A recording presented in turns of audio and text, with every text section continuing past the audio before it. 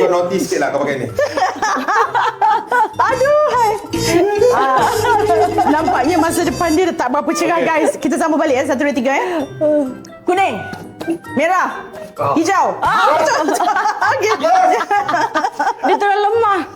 Aduh, hai.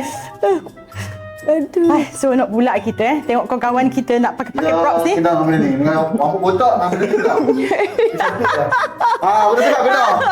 Okey, cakap kena. Okey. Nak letak sini tak? Sebab mata? Boleh. Okey. Tak bahaya tak sini. Okey. Aduh. Dia takut Okey. sampai tertepuk kan. Right. Okey, kita sambung balik. Tak nampak ni. Okey. Biru, merah, kuning, hijau, merah, hijau, biru, kuning, hijau, kuning, merah, biru. Ada.